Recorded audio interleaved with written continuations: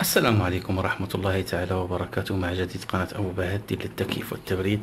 اليوم سأتكلم لكم أولا في فيديوهات موجودة في القناة بالنسبة للريموتات اليونيفرسال التي تشتغل على جميع المكيفات.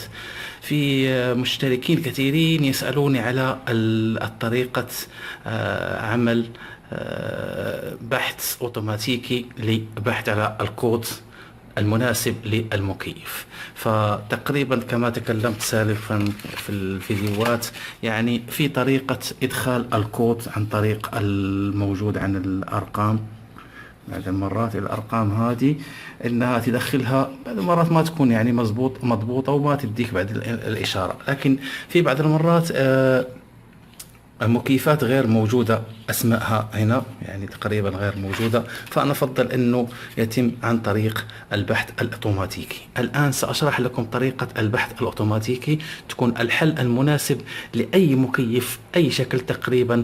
أهم شيء أنك تأخذ هذا المكيف الريموت الذي يتكون من 4000 نوع من المكيفات. في أنواع موجودة على 1000 على 2000. هذا 4000 يكون أحسن شيء، هو شكله بهذا الشكل، يعني يكون أحسن شيء وأضمن أنك تجد المكيف تبعك في هذه القائمة الموجودة بالنسبة للميموري تبع هذا المكيف.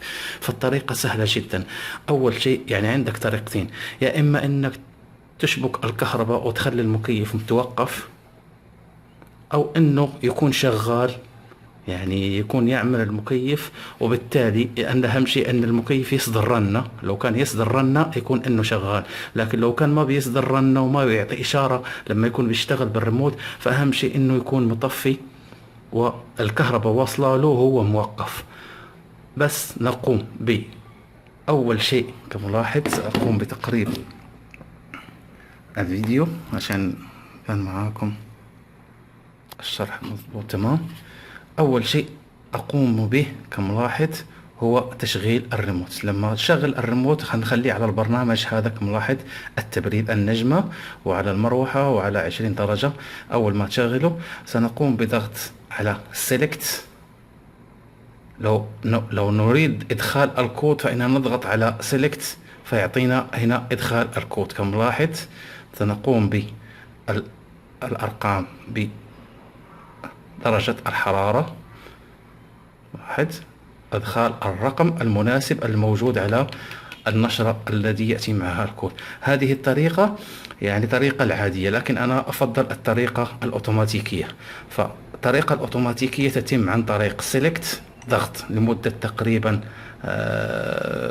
أقل من دقيقة 60 ثانية ملاحظ، حتى يستمر العداد في الحركة. كملاحظ استمر في الحركة الآن 6 7، ونوجهه على المكيف كملاحظ، وننتظر حتى يعطينا الإشارة. كملاحظ الإشارة الكود المناسب للمكيف، وبعد ذلك عندنا انتر اوكي. لما نحصل الرقم المناسب للكود الذي تم اعطينا الإشارة في تشغيل المكيف، فنضغط على اوكي بسرعة عشان يقوم بتثبيت المكيف، تثبيت الكود على المكيف. يعني أنا أول قمت بهذا عندي مكيف أورجينال، قمت بإضافة الكود قبل، لكن أعرف الرقم تقريبا كم، لما أوصل للرقم سأقوم بالضغط على أوكي لأنني أنا قمت به سالفا. والآن سنلاحظ أنه يذهب 53 54، وخليك على رقم أوكي.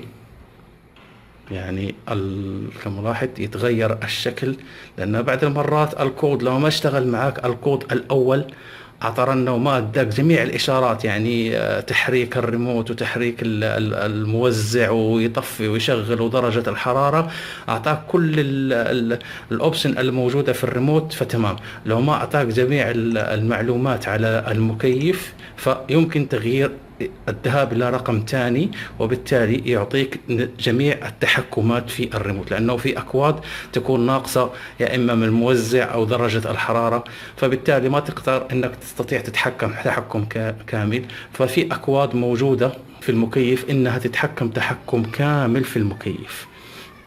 فهذه تقريبا جميع المعلومات بالنسبة لهذا المكيف. وهذا الريموت لو قمت ببرمجته فإنه حتى لو أزلت البطارية فإن الكود يفضل مخزن في المكيف. سنلاحظ أنه ما زالت الإشارة على 112. أنا عندي الكود هذا موجود على 132. سأقوم لما يوصل على 132 حتلاحظون أني سأقوم بالضغط على أوكي. هذه إشارة التشغيل، سأقربه من هنا عشان يبان معاكم.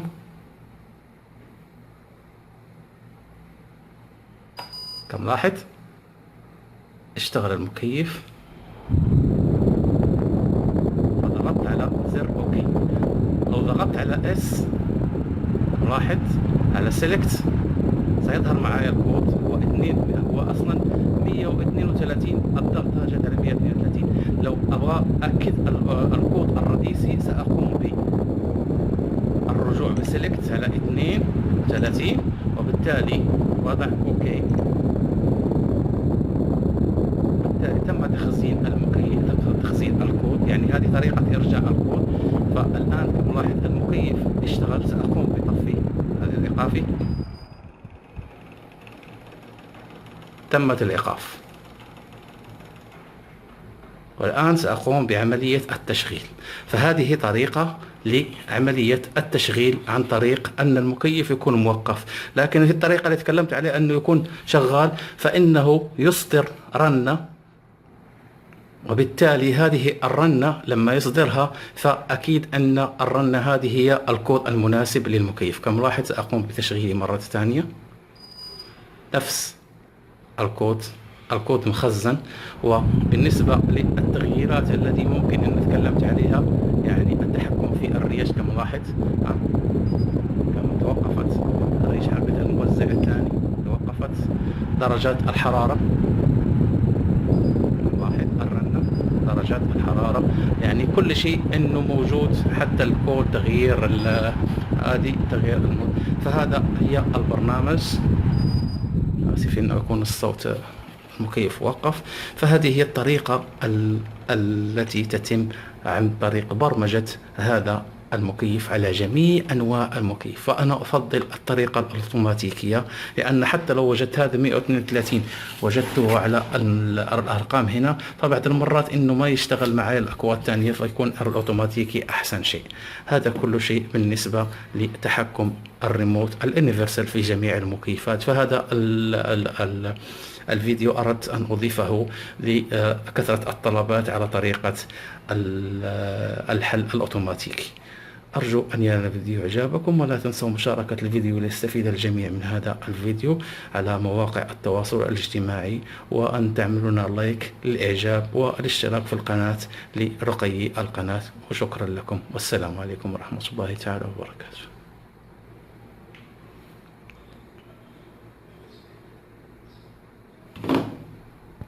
لا تنسى الإعجاب والاشتراك في القناة.